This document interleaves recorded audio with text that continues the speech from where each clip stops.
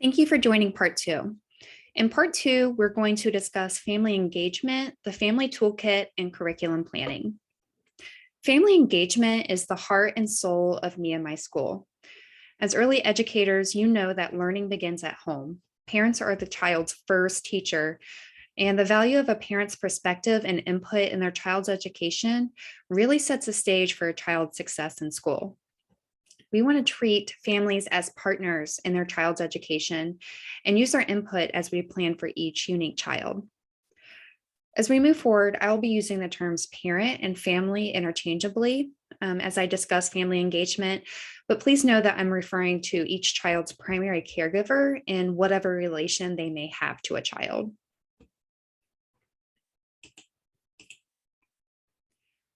Family engagement that is equitable and meaningful focuses on engagement activities and systems between schools and families that do not characterize or treat parents as extra work. Family engagement occurs in all contexts of programming. While you turn in family activities in your implementation plans, I encourage you to incorporate families to engage in programming every week, if not every day. Establishing these ongoing and strength-based partnerships creates the very real perception that families are welcome and valued at your school. Studies have shown us time and time again that students whose families are involved in their school experiences are more likely to have higher grades and test scores, attend school regularly, have better social skills, show improved behavior, and adapt well to school. And what better time to involve families in the school experience than in a kindergarten transition program? I pulled out some of the family activities that were listed in your implementation plans. You guys had such great ideas, and I wanted to share some of them with the group. One school is implementing Wednesday family days, which is where every Wednesday families are invited for the last 30 minutes of programming so that they can see what their child is learning and ask questions to the teacher if they have any. Most schools are inviting families to their Me and My School kickoff celebrations. Many schools are incorporating Class Dojo to share communication and pictures with families. My son uses Class Dojo, and I can say that I absolutely love getting those updated photos during the day. Many schools are incorporating home visitation this year after a couple of years of not being able to make home visits. So that means either prior to programming or during programming, teachers are making a visit to the homes of families to introduce themselves and perhaps drop off that family toolkit. Some schools are incorporating parent volunteers where parents can come in and perhaps run a small group or man a learning center, or even do some work with the teacher to make Me and My School run smoothly. Summer reading nights is another activity. Some schools are incorporating weekly lunch with the family, where families are invited to come and eat lunch with their child during Me and My School. In the past, some schools have incorporated weekly discussion groups, which is like a parent networking and collaborative environment where families can talk about their concerns about their child entering school and just have opportunities to spend time with other families. Class picnics are another great way to incorporate families into summer programming, especially if you can meet them, if it's a field trip at a park or even a picnic outside the school. And one school is incorporating guest readers. I would also add here that you can have, guest parents come in and do whatever they do best, talk about their job, if they have a special skill that they would like to show the children, any way that you can help that family feel comfortable in coming in and presenting to the class.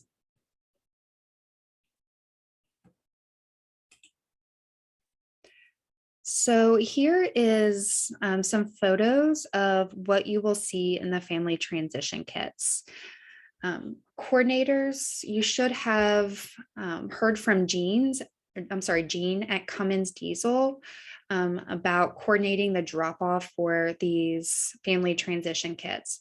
Jean has been a very helpful volunteer for me and my school in years past, and we really appreciate her work and her teammates' work in putting these kits together.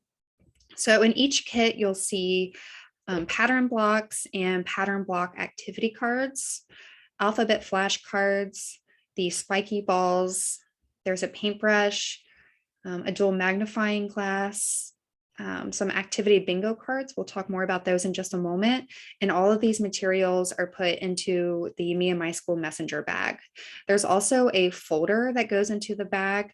If you have any communication that you want to send home to the families outside of what's already in that folder, that's your opportunity to do so. So I would encourage you to put a schedule of your programming, a schedule of events coming up over the summer, anything else that you want families to know and to keep a hold of, you can put in that folder that's in the bag. So each of the kits has these bingo cards. And what those bingo cards are opportunities for families and children to continue learning at home. So there's some learning through play activities on these bingo cards. With the family transition kits, you want to be sure to send that entire backpack home on the first day of programming, if not before. So if you have an orientation before Me and My School, or if you're doing home visits before the beginning of programming, those would be good times to give parents those kits. So the kits are not meant to be incentives in any way. They are part of the programming. You'll want to explain and introduce the materials that are in the bag and how families can incorporate those into learning at home. And as I mentioned, each kit has several bingo cards. Those bingo cards have activities for parents and children to do at home. You'll want to go over those bingo cards, perhaps pull one out, talk about a few of the activities that are listed there.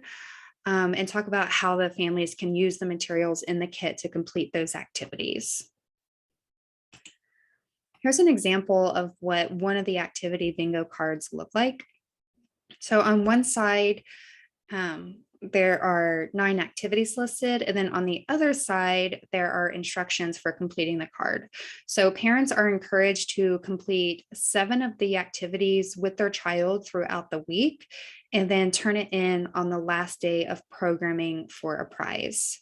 So there is an incentive for completion. But really the incentive here is to help give parents more ideas of things they can be doing with their child at home to incorporate those kindergarten readiness skills. All of the cards, the bingo cards that you'll be receiving are in English, or if you are in need of any Spanish activity bingo cards, please let me know and I will get those to you.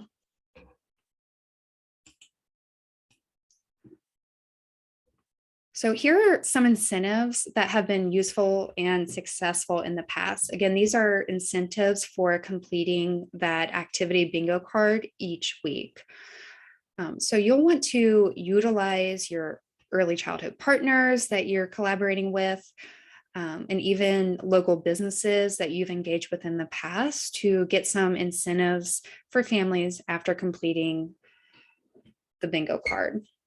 So some examples here include Crowns of Computers. If you are not a member of Crowns of Computers to be a shopper, again, let me know. I can get you some vouchers for some free shopping dates to get some materials for your families.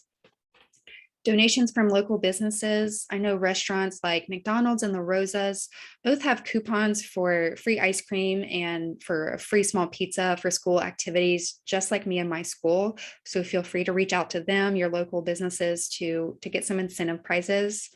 Books, perhaps from your local library, clothing vouchers, cleaning supplies, kitchen items, any other materials that you have on hand to enhance participation in the activity cards.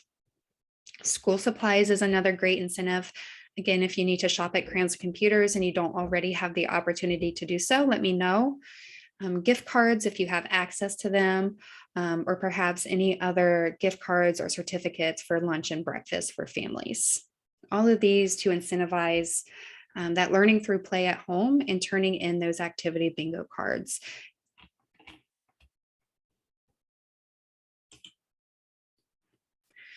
So next I'm going to talk about me and my school's approach to curriculum planning for summer programming. Me and my school takes a whole child approach to planning, which may be very similar to your typical school year planning. But the whole child approach to teaching supports and nurtures all areas of children's development and learning. That's from social and emotional skills to cognitive skills to literacy, math, and science understanding. It's a very powerful strategy as preschool children transition to kindergarten. We found through me and my school that when a teacher is committed to focusing on the whole child, what we see is a classroom where children are deeply engaged in meaningful activities and hands-on opportunities. We see documentation of children's work and ideas displayed throughout every area of the room. We see works in progress. And most importantly, we see children getting to make choices about their learning. And the way that we meet this goal of taking a holistic child approach is through station teaching and learning centers rather than whole group instruction. And while whole group instruction is very important as children enter their kindergarten year and then into their elementary years, it's important during this kindergarten transition period that we still give children opportunities to choose their own work. So an integrated curriculum allows children to pursue learning in a holistic way without the restrictions often imposed by subject boundaries. So while a typical kindergarten or early childhood classroom, you might see centers dedicated to just math or just science or just reading. And in me and my school classroom, we like to adopt the practices of integrating these centers so that children's learning occurs through projects, themes, or topics that really reflect children's interests and their suggestions. So along with these two webinars I'm sending another webinar that explores the whole child philosophy and why that approach is so important.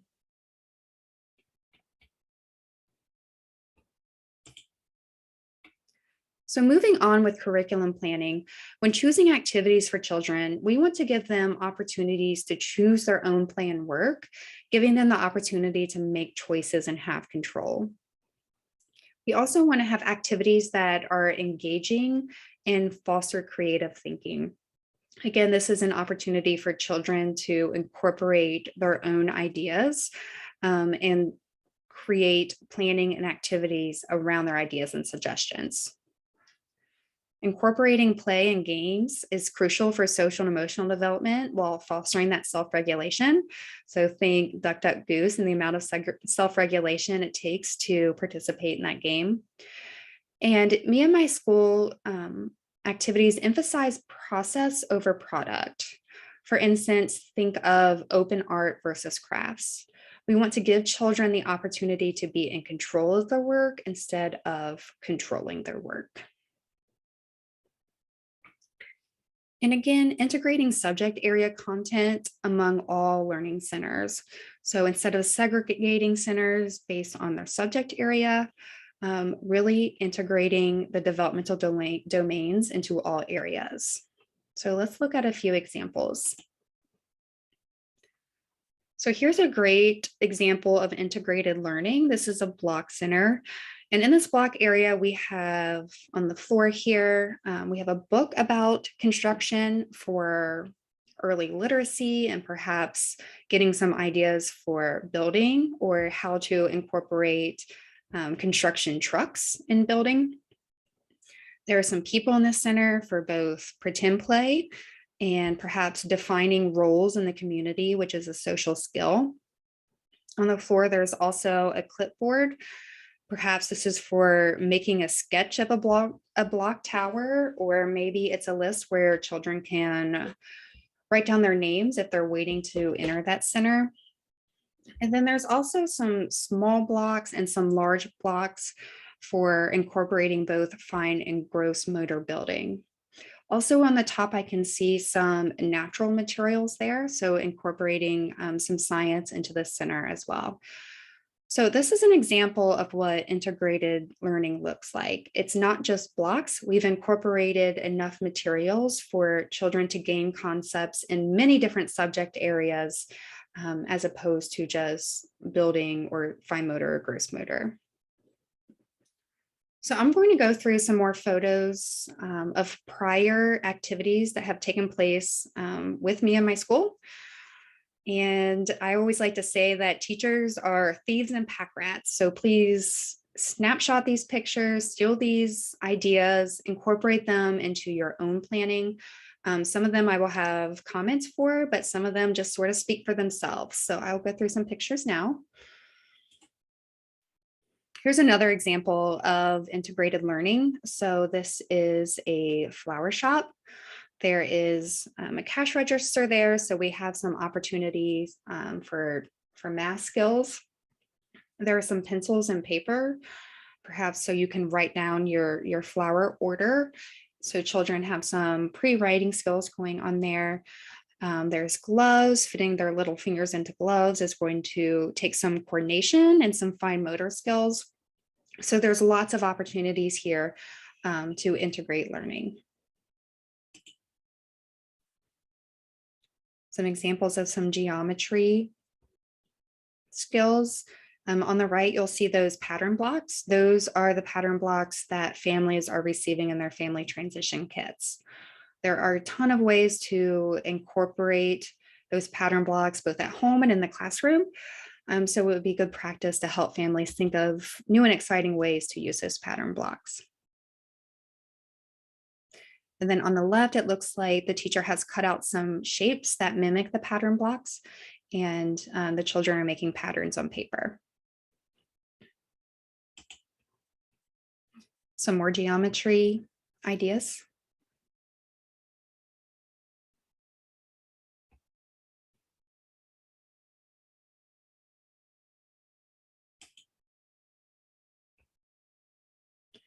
This is an example of a literacy read aloud.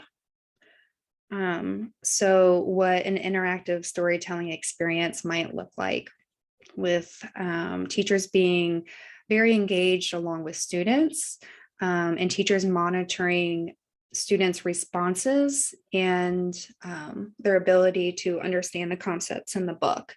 So an interactive read aloud is one example of early literacy skills. I also like to encourage teachers to incorporate a walk along in a book. And what that means is where the teacher just goes through the book picture by picture, and the students can give ideas as to what they think is happening on the page.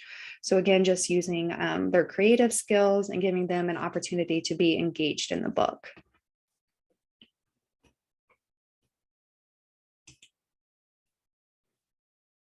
Some more math concepts. Here we see graphing.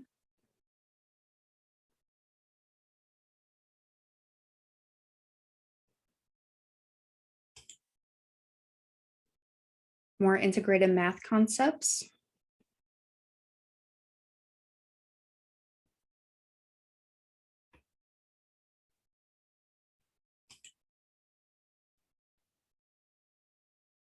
Here's some math. 2 activities are taking place outside. Again, having an integrated curriculum means that outside time doesn't just have to be for gross motor play, even though that's very, very important, but bringing along some materials so that children can have, activities related to math while they're out on the playground.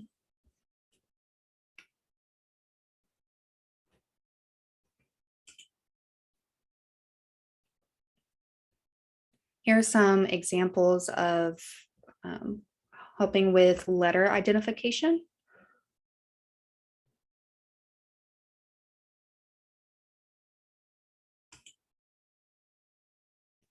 Several science activities here.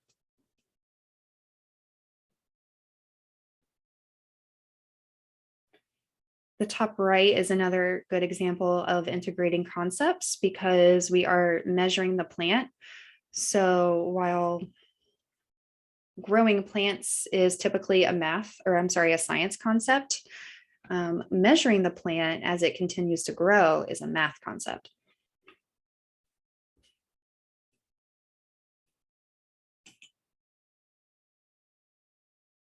Some more activities regarding early letter recognition.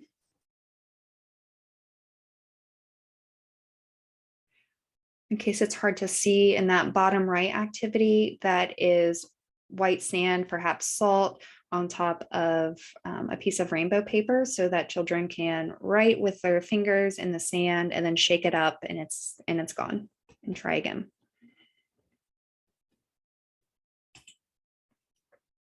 Some more literacy activities.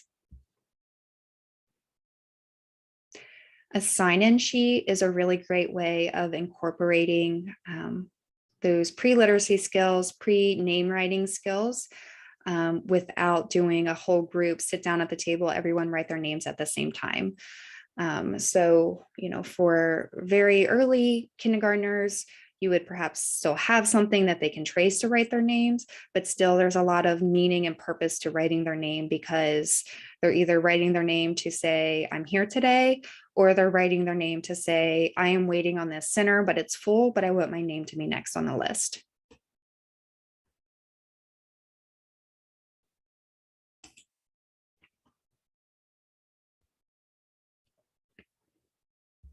Here are some social and emotional activities. In the bottom left, the child gets to put their name where how they might be feeling today, making faces about how we feel outside on the playground, again, incorporating those social and emotional concepts while we're outside. Social and emotional books are very important contributions to your classroom. And then at any time, we can give children positive self-concepts by incorporating their names, their pictures throughout the classroom and throughout your learning centers is going to make them feel very welcome and important to your classroom community.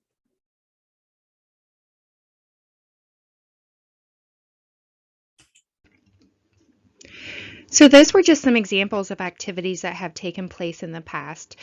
Karen and myself are more than happy to supply you with more activities and ideas should you need them. We really enjoy curriculum planning at EC Learn, so our team would be more than happy to help you brainstorm. And here are some things that you can be looking forward to in the next few months. Along with this webinar, you will receive a Zoom link to an optional question and answer forum. And this is an opportunity for you to hop in and ask any questions you might have about Me and My School programming or how you can even get started with your implementation. And this is also a time for you to network and bounce ideas off of other teachers and coordinators from other schools. So while this is optional, I do highly encourage you to attend, even if it's just for a few moments.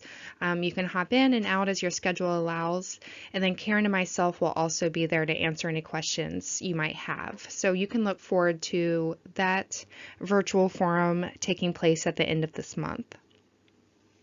Also coming up, as I mentioned, Karen will be reaching out to you about observation visits that will take place over the summer. I know Karen is very excited to meet all of you face to face. So those observation visits are really just an opportunity for her to see your awesome programming, as well as get some feedback from you about what's working really well in your classrooms. And finally, at the very end of your Me and My School programming, you'll receive a survey about your time in the classroom over the summer.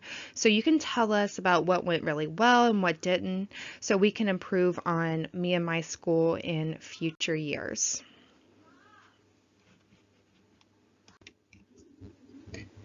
And I will end with Karen's contact information here. Things are going to begin ramping up with your planning, so please reach out if we can help you get started. We really look forward to partnering with you again this year. So thanks everyone and have a great summer.